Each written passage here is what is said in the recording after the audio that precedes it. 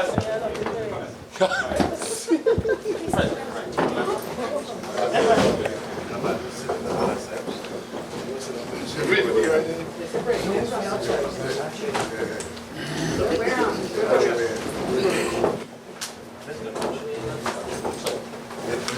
like Freddy. You want Freddy, yeah?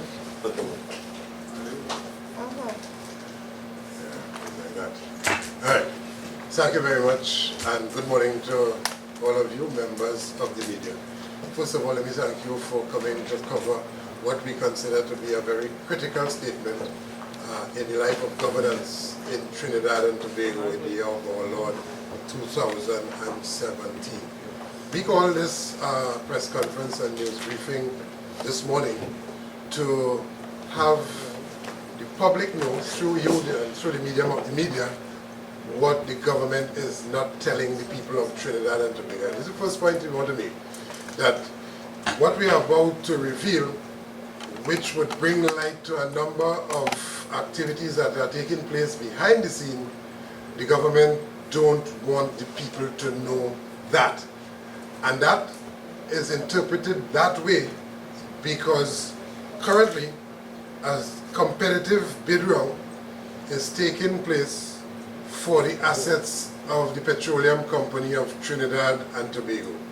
So while the Prime Minister on the one hand would tell the country that he is about transparency and accountability and that the public should have a say and that the public should have knowledge about every move of the government, what he is not telling the country that in a surreptitious manner they are giving away the assets of the Petroleum Company of Trinidad and Tobago. And very skillfully, they get their scribes to come on to the daily media and the daily newspaper and propagate the aggressive acceleration of the lease-out, farm-out arrangement of Petrotrin. So what is happening? There's an aggressive move now to carve out and to carve up and to put in the plates of private interests what is public's ownership. The public owns and deserves to know exactly what is happening with Petrotrin, not only what the Prime Minister says about restructuring, but what is happening with Petrotrin's assets. Because while we were a member, had two members on that committee, there was absolutely no discussion about chopping up Petrotrin and sharing it up to their friends and their finances and their family and so on. Let me make this first point. When Petrotrin is given to the lease operator, and those scribes and those proponents of lease operations and so on, those who support that, who would make the case that the lease operators increase Petrotrin's production. When production increase through lease operators, that endeavor, let us examine a couple things.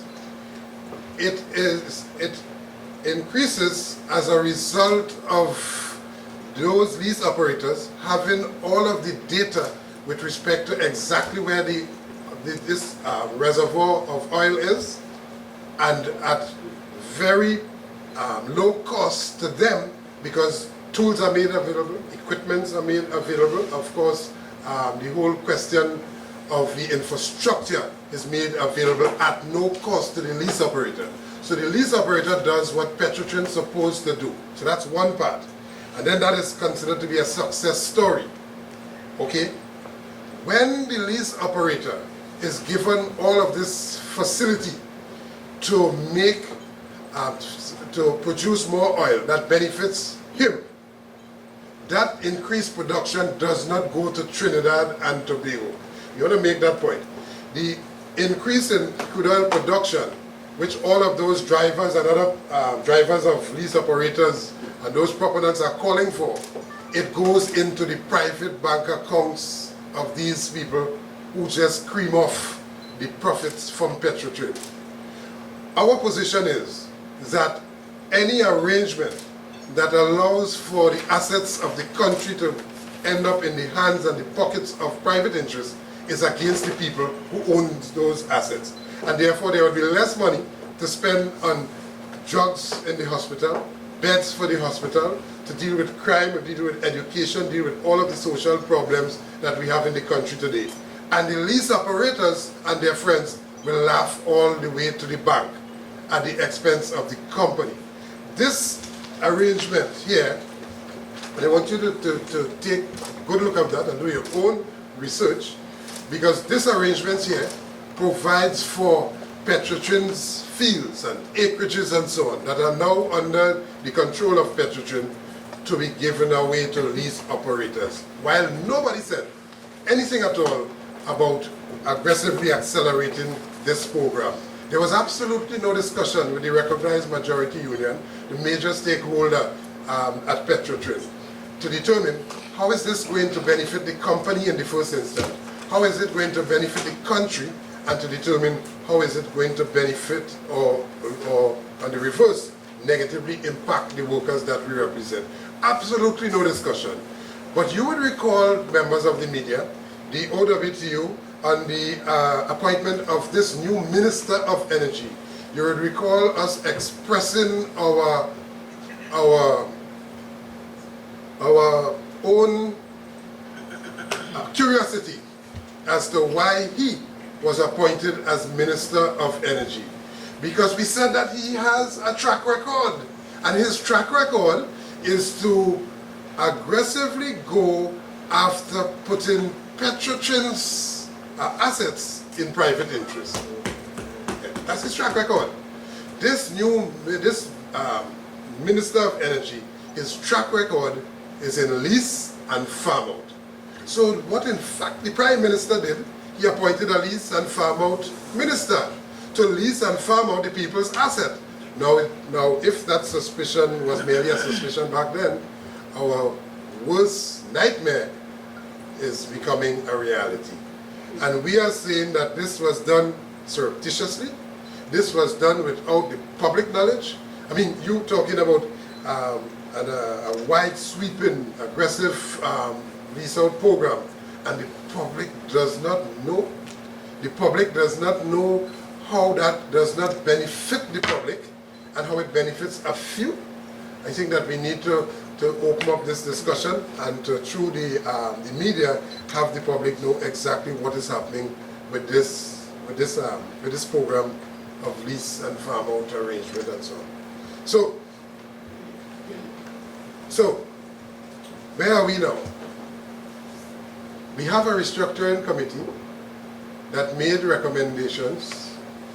We are yet to hear what those recommendations are. There were a couple presentations made. The union has called for, and we maintain our call for that restructuring committee to make a presentation to the union as a major stakeholder. We need to hear from that restructuring committee exactly what was the thinking behind those recommendations to determine if it falls in sync with the public's interest. You would also recall that the call for the restructuring of Petrotrin did not come from the Prime Minister initially. Let us make that point. No Prime Minister, whether it was Kamala or Dr. Keith Rowley, none of them called for restructuring of Petrotrin before the OWTU. It was the OWTU who insisted since 2009 under Patrick Manning. Fast forward into Kamala Prasad Bisesa, we also called for, they ignored that, and then we insisted under this government that the company should be restructured. So it is the OWTU who had called for the restructuring and demanded that this company be restructured in the interest of the people. But even more than that, we came up with a plan as to how this restructuring should take place. Owing to the fact that we would have institutionally, the OWTU would have been in the oil industry from its inception to present, at Petrotrin, in all of its incarnation from inception to present. And therefore, as a result of that, if there's anybody who has institutional knowledge about how Petrotrin can be made viable, it is the Oilfields Workers Trade Union. And it is on the basis of what we saw the Manning administration was doing, what we saw Kamala's administration was doing, and what we saw Rowley's administration were doing. On the basis of that, we demanded that this restructuring be conducted, and it be conducted urgently. Now that recommendations has been made, we want to know exactly all of those recommendations. The OWTU needs to know. And more than that, any restructuring that would take place at Petrotrin, we ought to be integrally involved in that exercise of restructuring of the Petroleum Company of Trinidad and Tobago. There's absolutely no restructuring of Petrotrin that will take place, which will end up now in the image and likeness of a particular government and their finances, and leave the OWTU out. We are saying the people's first, people first, and any government after. The people's interests ought to be satisfied, and right now that is not happening. There is a plan to sell out the assets of Petrotrin without even the knowledge of those who were on that restructuring committee. So picture how it goes. Apparently, the restructuring committee was set up as a ruse to deliberate on the one hand, while the operatives are moving underground to sell out Petrotrin before recommendations were made. And we asked the question today, was that a recommendation of the restructuring committee to aggressively go with this farm out and lease out arrangement? We asked that question. Is it payback time, another question, for the party finances, for the PNM government now in office, their finances, to give away Petrotrin's, the people's assets? Or is it a collusion between finances of both the UNC and the PNM to receive the people's asset? Because lined up in that list of vultures that are flying very low and ready to harvest the people's assets, that is Petrotrin, are UNC finances and PNM finances. All of them want to get their share. But the salient point that people must grasp here this morning is that when they get that, when Petrotrin is shared up in the hands of both PNM finances and UNC finances, you the people do not benefit. You the people would not be afforded more revenue to deal with the social issues that this country cries out and begs for on a daily basis. And all of this is very, very poor and bad governance. And I'm saying this morning, on behalf of this 80-year-old organization, on behalf of the people who does not have a voice in this, who does not have any knowledge of this, that we are prepared to do everything necessary to put a stop to these vultures taking away what are belonging to the people of Trinidad and Tobago. That's our mission. Yeah? We would have highlighted that under the Kamla Prasad Bissessa's government, and we see a consistent approach with this government, and we want to put a stop to that. Yeah? So let me just pause here. There's another issue that we want to deal with, but let me just pause here. WTU, what intend to do with this issue? UNC was there, PNM is here now. What you all going to do? Well, the first thing that you would want you to know is that this forms part of the bad governance, what we suspect to be corruption that continues under this government.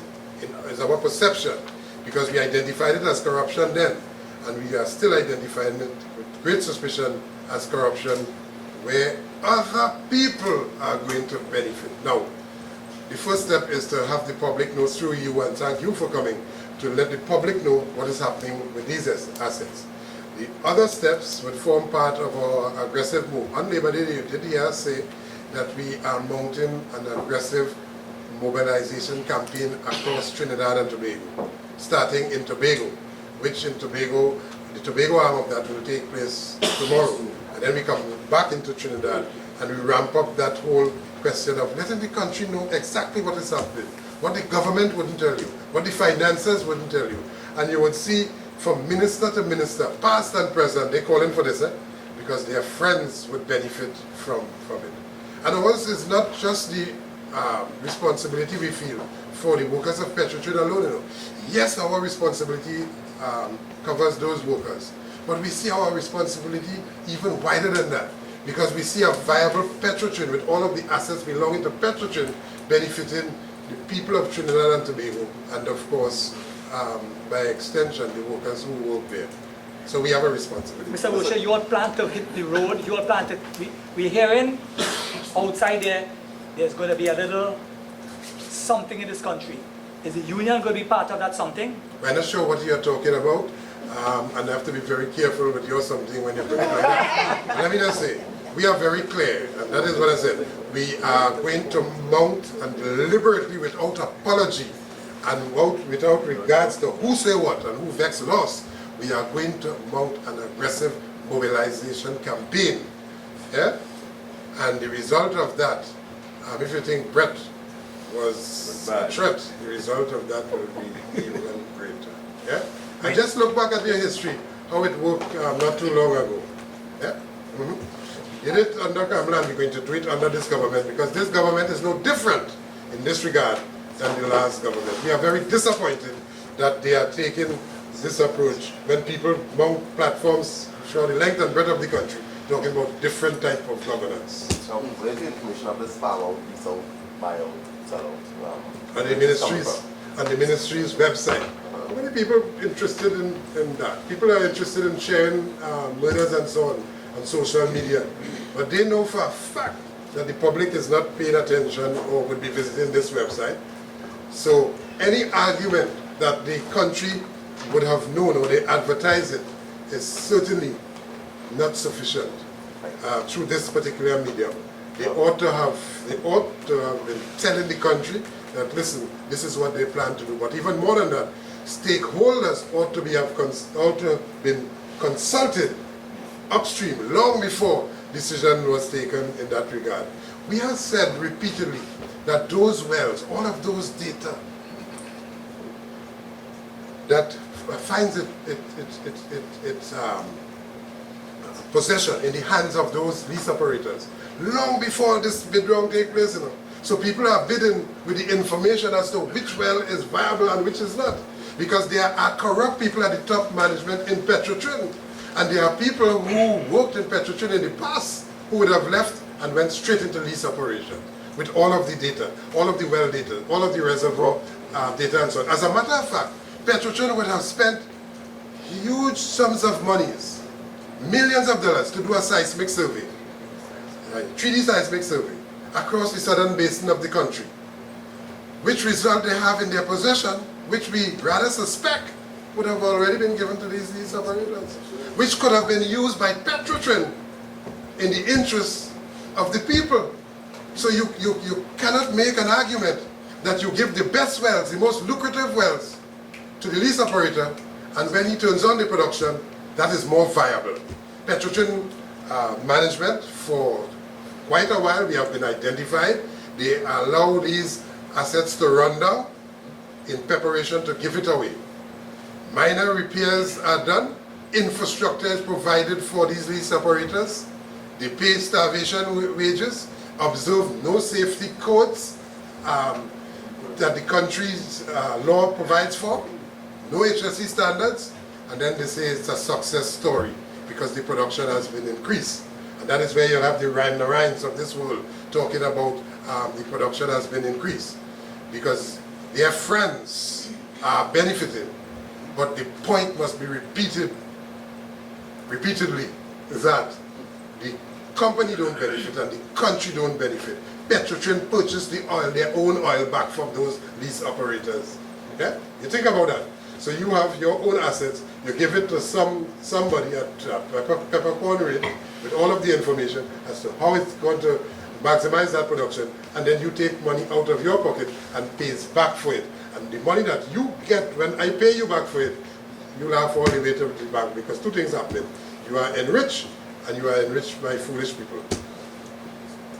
Part of the restructuring that you all was on the committee, what I would like to ask, you say you haven't received this information, but you have some information because you had people on the committee. Certainly. Right.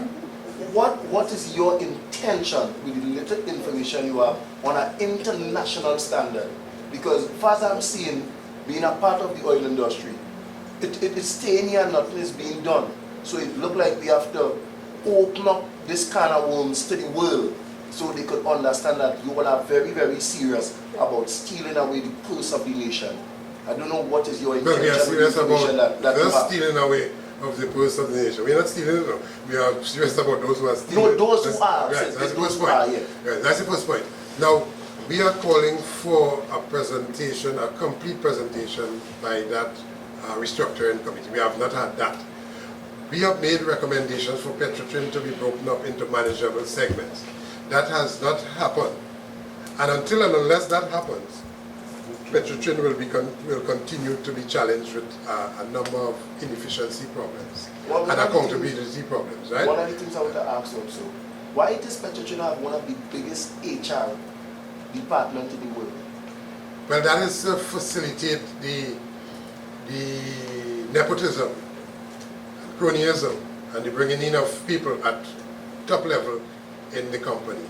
Like for instance, Petrotrin does not need and should have reduced corporate communications departments. Corporate communication is overstaffed and with high-paid people, yeah, who then outsource their functions. Yeah? Corporate communication manager, we called for quite a while for the removal of the corporate communication manager at Petrotrin. Quite a while. Nobody is taking us on with that. So when they continue to keep this monumental structure in place, certain people benefit at the expense of the company's operation. And it is because we were here from inception and we knew what the foreigner, we knew what the multinational would have done to make the exploitation and the winning of oil a successful venture for their benefit. We knew the processes that were followed. That is why we call for the company to revisit some of those arrangements, because those arrangements, the structures is what allowed for the benefit of the company.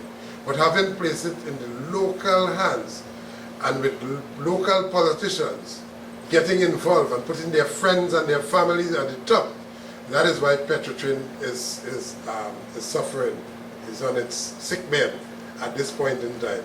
And no amount of old talk would fix it unless we restructure Petrotrin properly, which is why we don't want some cosmetic arrangement to pass while we are left on the side when we have working knowledge as to how to make this thing work. Do you believe that short space of time for that restructuring, that committee that they bring, and already given a result, do you believe they have go through the look and cranny and really do a proper forensic? That work is not complete. But the work of the union for years, talking about the structure of Petrotrin, the breaking up of Petrotrin into manageable segment, that recommendation is one that we are told found favor with the committee. How it is done is the issue now. Who's involved is the issue, because you could very well find it could be broken up and given away, or persons in the interest of the government are now placed at the top of those entities to their friends and family continue. We're not about friends and family, we're about Trinidad and Tobago. There have been farmers and resource urgent before. What's an example of what's going on in terms of the family arrangements? And do you think the refinery would fall in part of these assets to sell? Well, the refinery is not identified in these acreages. Right? These acreages come under the whole southern basin where all of the seismic survey was done. So you picked it. All of the data resulting from the seismic service, the 3D seismic service that was done by Petrotrin, paid for by Petrotrin. We are asking the question this morning, where's that seismic survey? Where's the data for that? Is that in the hands of those lease operators who are now ready to go and pick the plum out of Petrotrin and then tout that approach as a success story, when in fact they are aided and abetted and helped, spoon-fed, to bring about a particular result, which result only benefit a few. That's the point that we are making. The lease operator program has always been an issue, We have always taken issue with that because it benefits a few. The difference here is that they are going to aggressively go across the board and carve up and put in the plate of the lease operators even more acreages, yeah, which the workers can be performing. So you're paying the workers to perform, but you're not allowing them to perform. You're giving somebody else to perform that task. So this is a regular thing, but you're saying that they expanded on that. Expand, massive expansion. Give of me an that idea as to program. how much acreage is usually put up in a bid round and compare it to how much is given up this time. Well, these are because it's shrouded with secrecy. These are the questions that we are asking. We are calling for an opening up of those discussions to determine exactly that and for transparency. We're seeing a list here. I'm sure you're familiar with previous ones. Give me an idea as to if it's double, triple, in terms of what's being put up this time around. Well, our sense of it has multiplied exponentially. Our sense of that. Double? In terms of the exact acreages and so on, that is what we are calling for. We are calling for public discussion as to where those acreages are located, where the information for those acreages are located relative to the seismic survey that was done. And what I'm trying to find out is in previous bids, is it that maybe just 2 here, 1 here, But 5 previous here? bids, what I'm advocating here, previous bids were done differently. This is done shrouded with secrecy, which is why we are not seized with all of the information, which is why we are calling for that now, that information, so we could make the comparison. What we know for a fact is that this was done surreptitiously while you had a board, while you had a committee appointed to look at the restructuring of Petrotrin and all aspects of it to make it more viable. You had work being done on the side to carve up and to share the assets of the company. So it does not really lends to transparency and smooth functioning of the mandate given to the committee. Something is wrong with that. I'm also seeing that the bidding closes tomorrow. Is it that you all only recently found out That's about right. it? That's So when correct. did you all find out That's about it? correct. We found out about that a couple of days ago. 2 days ago. So would it have only gone up on the site 2 days ago? 2 days ago. This is the point, that everybody don't be on the site all of the time, which is why they did it that way. You would have seen in the past, even though we did not accept it, I'm not now saying that we accept that they should have missed out on farm out then.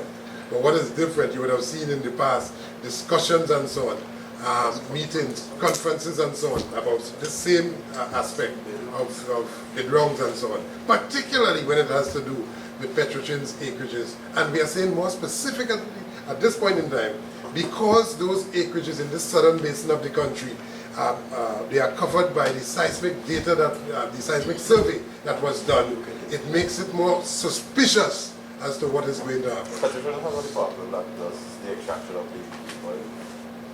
The production, the exploration and production department. Right. Yeah. So they extract it themselves. Well, no. What do you mean by that? Petrotrin's, They put the oil out of the ground. yeah, does that themselves. Petrotrin is a very unique state enterprise because it extracts and it refines. So you have the E&P section of the company, exploration and production, which is responsible for all of these wells, all of these acreages and so on, operate them environmentally friendly and to maximize its production for the benefit of Petrotrin, which redounds to the benefit of the people.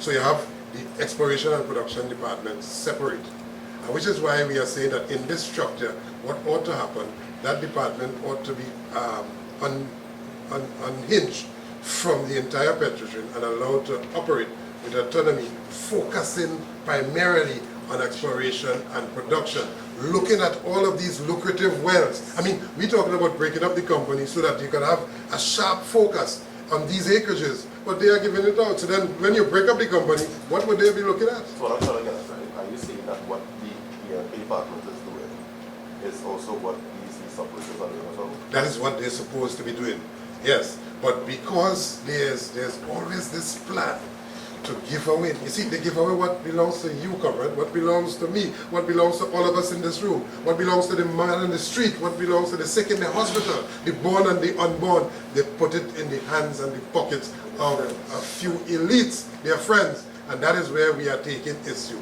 Let us have the discussion as to exactly how does the country benefit when this production is increased. So you record an increased production, but that does not benefit the country because Petrotrin then buys back its own oil. When Petrotrin has a department that can ramp up the increase in production. Yeah? That's the essence of what we are talking about.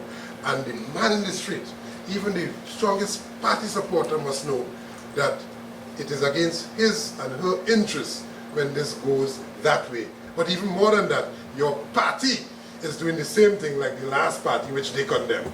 Yeah? So and that is taking them down a particular road. So what you all want to see is the seismic, the results of the seismic study in relation to the blocks. We call for a full discussion where we will expose all the results of the seismic survey, where we will determine which are these wells that they have identified in this bid round and so on. And how does that, how will that benefit the country? Not just say that they increase production. The deeper discussion must take place as to how we arrive at that increased production, at what cost, and then how will the country benefit as a result of that. For instance, the country does not know that Petrotrin purchased its oil back from the lease operator. They don't know that. Are you all a member of TTI? Yes.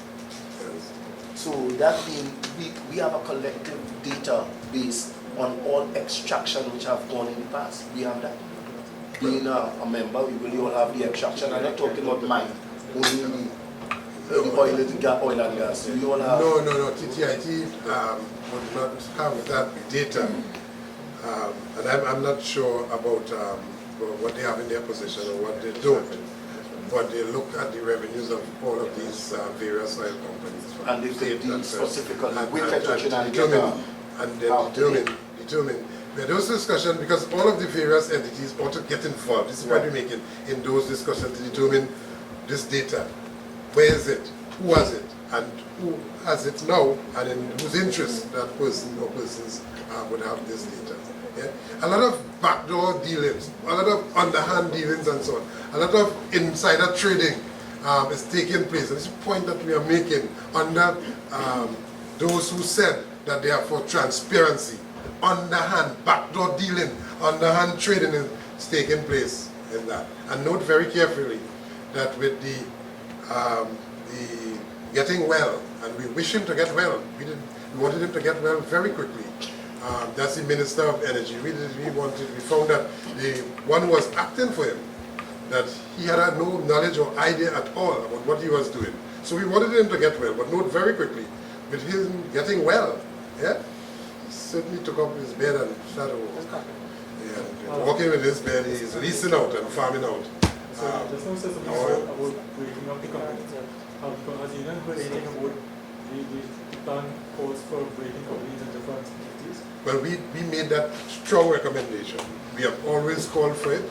The Malcolm Jones and the government then ignored that. The Ram Narayan, who is talking today, found a voice today, and he's talking. I don't know how they are given any level of credibility at all. He allowed Petrotrin to go down to the lowest ebb, but he has found a voice, and he's allowed to write, and people read that nonsense that he writes. Yeah?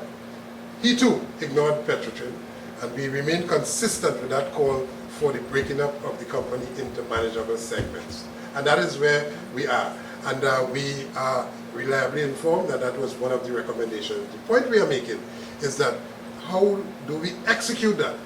In putting that in place, we ought to make sure that that is not used to create opportunities for other people which will have the company continue to go down. In other words, you could very well find a good plan going bad with people with bad intention. Yeah?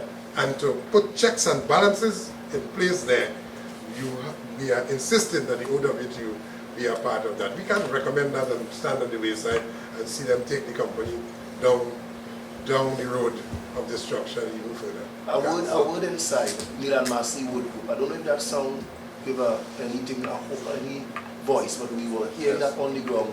Milan Massey Wood Group. All of those. One of the words we hear. Yeah. Right in the. We identify all of them as vultures flying low and ready to feast on the entity that is Petrotrin. Yeah. So on Labor Day, the movement called for the heads of some ministers. Shifting gear. Alright, so the Prime Minister, shuffled that last night.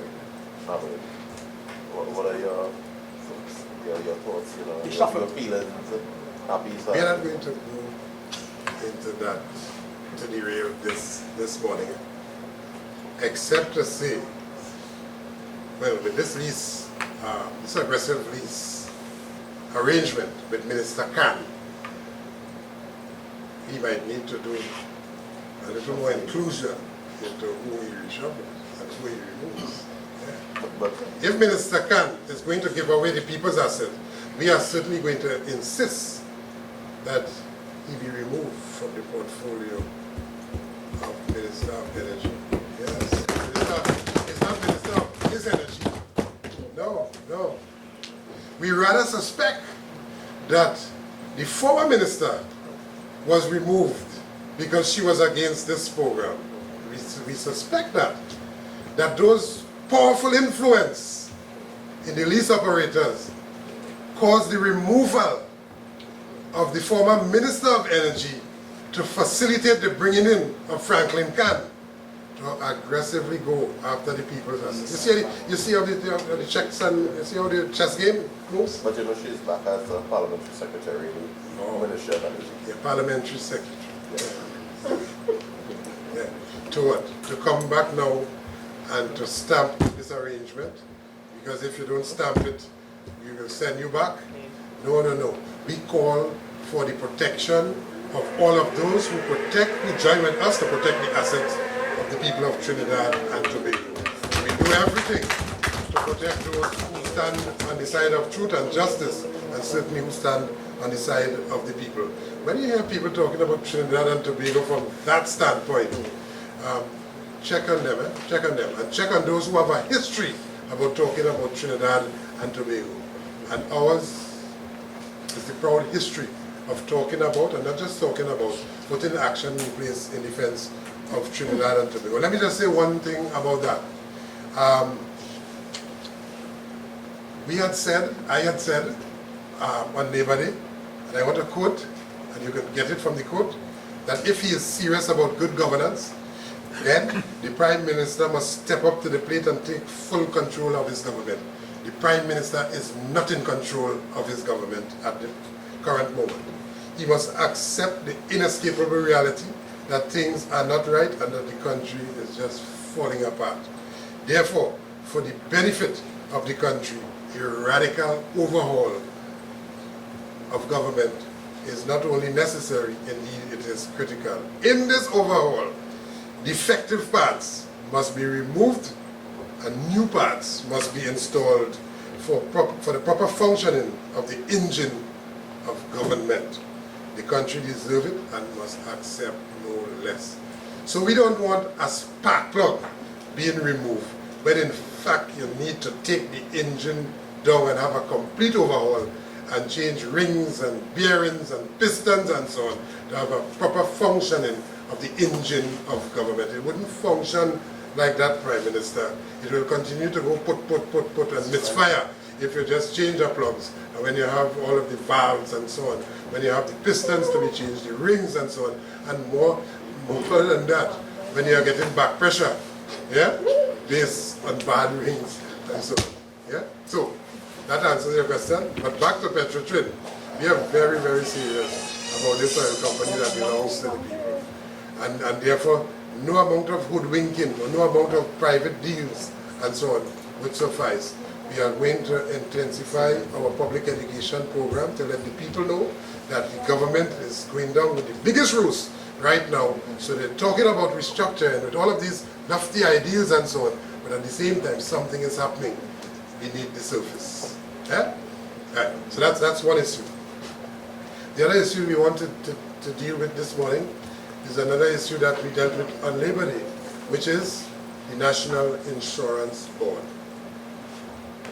Since the coming into governance of this new government, September 2015, the National Insurance Board, a full board, has not been appointed. What you have in place from September 2015 to present is just 4 positions, 4 persons on a 10-member board that has been appointed. And those 4 positions are chairman of the board and 3 government-appointed board members. Labor representatives have not been fully appointed. Business representatives have not been fully appointed. And there's a manipulation of the board in that it is only when investment decisions are to be made, you have a month-to-month. So you have a kind of casual, temporary kind of appointment of the board when you want to make investments. In the meantime, the chairman is allowed to go in and to wreak havoc and to do whatever he pleases, use his authority as chairman to have other interests prevail. Because there is no full transparency, because there is not a full board appointed for the full term. There is a plan afoot as we speak to not reappoint the labor representative on that board. And the constitutional requirement is for 3 from business, 3 from labor, 3 from government, that board, and of course to be chaired by an independent chairman. But that chairman has been hand-selected by the government along with the government representative, and the board is allowed to function in a most ad hoc way in a situation where people talk about transparency, in a situation where they would have condemned that had that been done with the last government. You think about that. You think that the last government would have been allowed to escape the scrutiny of the P&M if they had a Minister of Finance, as this Minister of Finance, appointing an ad hoc board in an entity that is so important as the National Insurance Board. National insurance, comrades, national insurance people belongs to workers. It's workers who make contribution. And if you didn't have workers working, making contribution to that entity, and employers also making contributions on the workers' behalf, you would not have a fund. That fund does not belong to the government, No, that's an independent fund brought about by contributions coming from the workers. What we have seen repeatedly is a manipulation of that entity, and that manipulation has been intensified. Let's ask the question, who's the line minister responsible for that board? Who's the line minister responsible for the board? Let's ask another question. Is he responsible for the manipulation of those board members? Is he with the plan, that minister, who is responsible for the board, the line minister? Is he the one with the plan to not reappoint labor representatives on that NIB board? But certainly all of those things are taking place under that particular minister. And who's that minister? It is the Minister of Finance himself. Yes? Pompous and arrogant called him, but for which we called for his removal. If the Prime Minister is afraid of calling him, well, we are not afraid to call for his removal in the interest of good governance and in the interest of Trinidad and Tobago. Prime Minister, Colin Imbut is going to sink your ship of government, is going to sink the PNM ship. But let me just ask, what was his role? Anyway, I'll save that for another time. Very, very interesting. Yes. When the now Prime Minister was leader of opposition. No, not leader of opposition. He was a cabinet minister, and he was fired from that position. Check and see who playing your friends today, Prime Minister. They do not. He does not have the country's interests at heart. That Minister of Finance does not have the country's interests at heart. But he's allowed to do as he pleases and manipulate this board, for which we are not prepared to accept. Yeah? We call for the full appointment of that board, of the NIB, for the full term, with all of the business representatives and the labor representatives, and of course the government representatives, so that you'll have a fully constituted board with the level of transparency and accountability that we call for, as we call for good governance. On the month-to-month basis, you're supposed to have 10 people to make. Do you all be called at that time for that short month-to-month That's basis? Really? That's right. That's the point you're making. So they appoint you, they appoint them for 1 month because there are some decisions to be made which they believe it is in their interest, and then that appointment comes to the end of the expire. Yeah? But in the between time, in the meantime, and in between time, that 4 members, they are fully appointed and will continue. Let's ask the question, what is happening? What is it don't want people to know? What is it the Minister of Finance don't want the public to know? Which is why he's not appointing the watchdogs that the Constitution requires. What is this secrecy? That is not his board. It's not, NIB does not belong to the Minister of Finance. Petrotrin does not belong to Franklin Khan. It didn't belong to Kevin Ramnarain, or the minister before that, or the minister before that. It belongs to the people of Trinidad and Tobago. That is what they're not getting. And the people of Trinidad and Tobago must stand up and take their responsibility serious and tell them that they must not be allowed to do as they please, which is what they are planning to do. And where we would fall in that, the people that is, we would lose. The people, the ordinary man in the street who perhaps does not have access to, who is not on that website, yeah, who did not visit that website, he is totally oblivious as to how his asset is going to be sold. Something can tell us right now, NIB is supposed to have some money, because when you're hiding certain people and certain things, there's an asset and a big asset. So we want to believe there's some asset being hidden from the people of Trinidad and Tobago. I'm just pushing this forward to you all. Yes, well, we are not at odds with that thinking. In fact, we are very suspicious of these arrangements.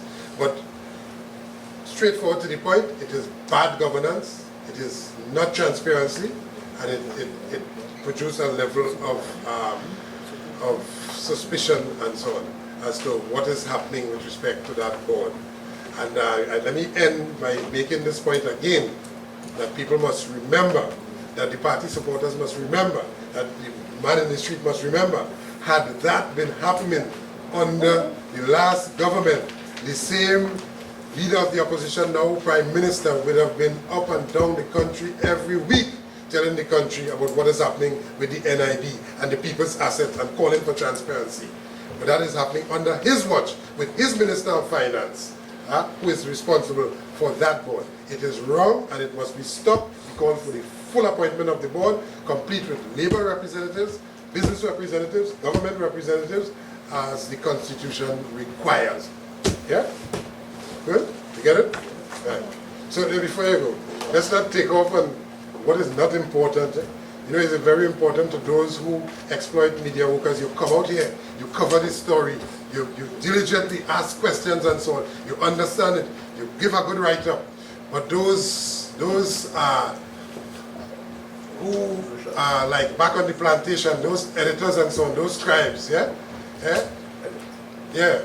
They edit in the interest of the establishment. Edit. Yeah? And they leave out the most salient and important part of what has been covered. And then the people is no better off in terms of the information. And the elite few who owns the establishment, they are allowed to boast. And I want to stop right there. They are allowed to boast. Yeah? Yeah, I don't want to stop right there. Yeah? While they send workers home, the same media workers home. Yeah? You think about that. And let me just say, our struggle will be for media workers also. Yeah. Thank you very much. 14 and 20.